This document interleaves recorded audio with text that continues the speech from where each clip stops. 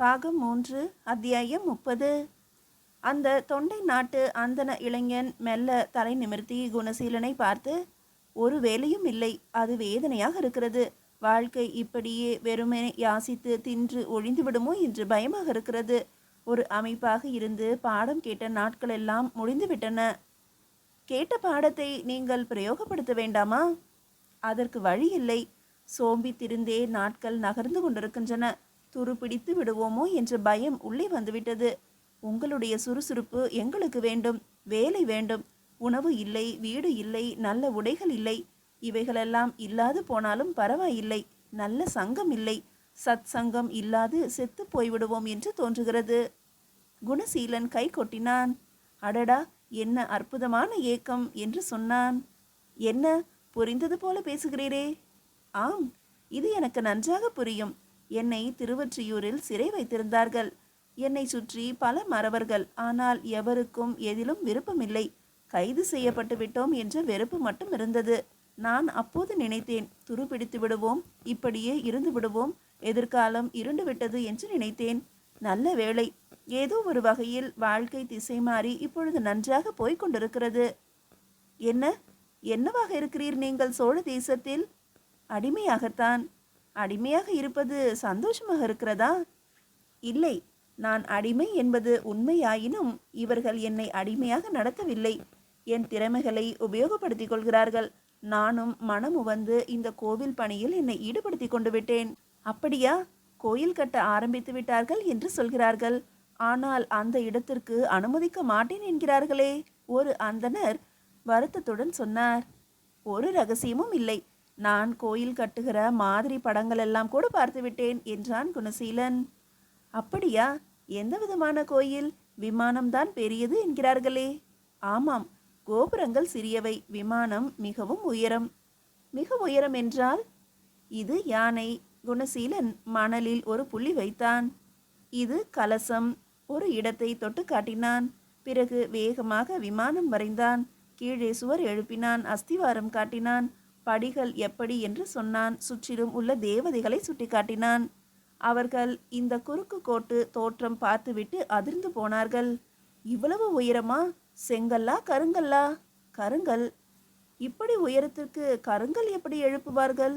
இது நீங்கள் சொல்கிறபடி பார்த்தால் 6 யானை எடை இருக்குமே. இந்த 6 யானை எடைக்கல் எப்படி மேலே அனுப்புவார்கள்? ஒரு வழி இருக்கிறது என்று சிற்பி சொல்கிறான். என்ன வழி என்று எனக்கு சொல்லப்படவில்லை என்றான் குணசீலன். உங்களை என்ன விதமாக அங்கே உபயோகப்படுத்துகிறார்கள்? சின்ன சின்னதாக இந்த கோயில் பணிகளுக்கு உண்டான விஷயங்களுக்கு உதவி செய்கிறேன். கருமார்களுக்கு துருத்தி செய்து கொடுத்தேன். வண்டிகளுக்கு வில் அடிக்க முயற்சிக்கிறேன். அது எப்படி என்றுதான் இன்னும் தெரியவில்லை.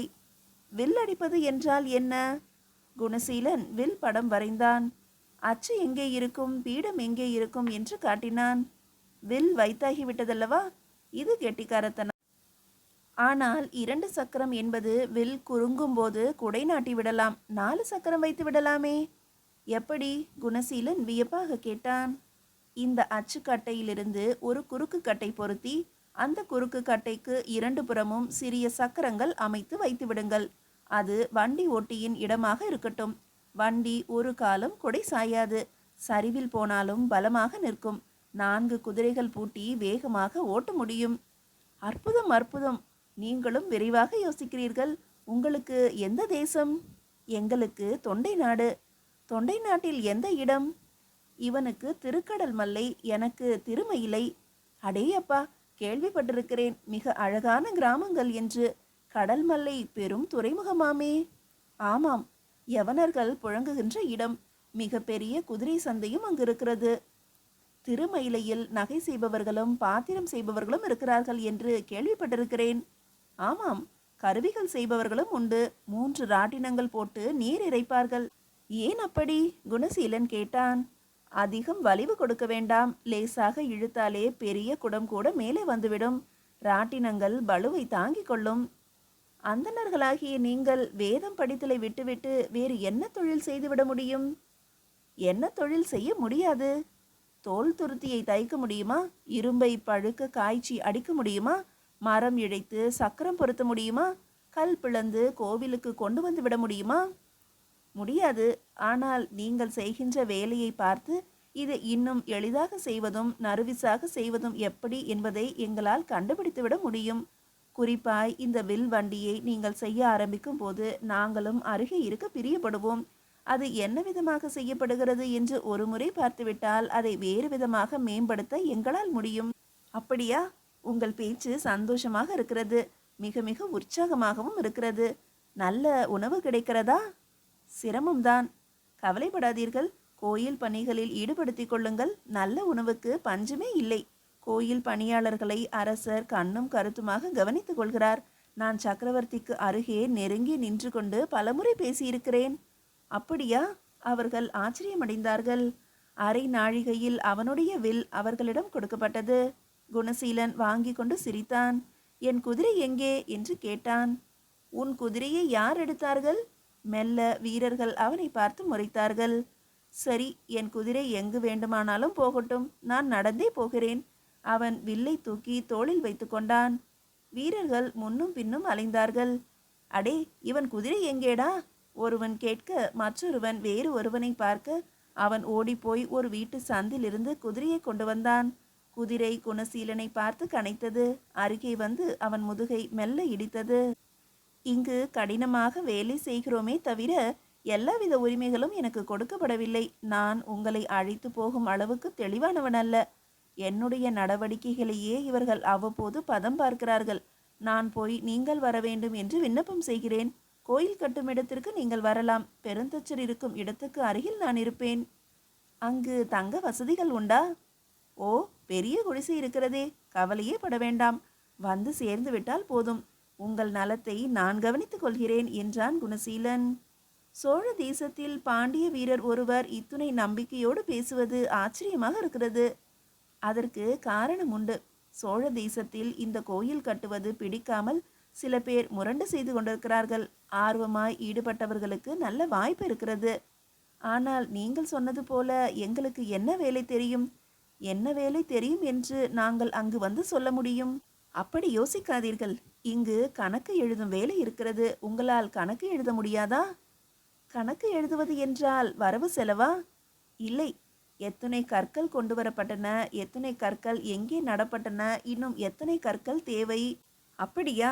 இதற்கு ஓலையும் எழுத்தாணியும் கூட தேவையில்லையே. மனதினாலேயே கணக்கு போட்டு விடலாமே.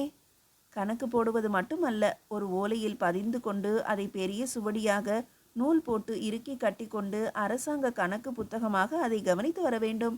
எப்பொழுதும் யார் கேட்டாலும் இந்த நாள் இத்தனை கற்கள் இவர் வாங்கி கொண்டார் என்று சொல்ல வேண்டும்.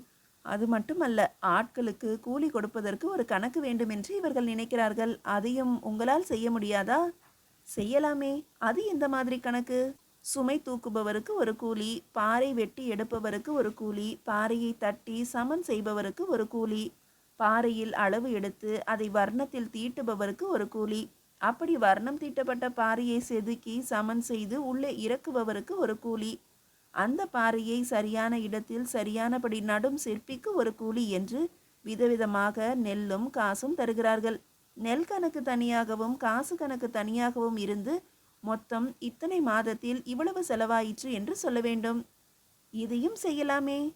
ஆரம்பத்தில் சற்று தடுமாறும். அப்படியெல்லாம் அவசியமில்லை. எந்த தடுமாற்றமும் இல்லாமல் செய்வதற்கு உங்களுக்கு உதவி செய்யப்படும். உண்மையாய் இருக்க வேண்டும் என்றுதான் எதிர்பார்க்கிறார்கள். உடுக்க உடையும் உண்ண உணவும் கிடைக்கும் அல்லவா? நிச்சயம் கிடைக்கும் ஐயா. ஏன் திரும்ப திரும்ப சந்தேகப்படுகிறீர்கள் என்றான் குணசீலன். இல்லை, பொதுவாக உங்களுக்கு செய்யும் உணவையே எங்களுக்கும் தந்துவிட்டால் அதை ஏற்க இயலாது என்று அஞ்சுகிறேன். நீங்கள் தனியாக உணவுக்கு ஏற்பாடு செய்து கொள்ளுங்கள். எத்தனை பேருக்கு வேலை இருக்கும்? இருக்கும், ஒரு 1000 பேருக்கு. ஆஹா என்று பெரும் கூச்சலாக அவர்கள் திகைத்தார்கள். குணசீலன் அவர்களை வினோதமாக பார்த்தான். ஏன் ஐயா இப்படி கூச்சலிடுகிறீர்கள்? நாங்கள் 500 பேர்கள் நாய்படாத பாடுபட்டு கொண்டிருக்கிறோம். அப்படியா? நான் அருண்மொழி பட்டரிடம் பேசுகிறேன். அவர் யார்? அவர் பிரம்மராயரின் மகன், உபசேனாதிபதி.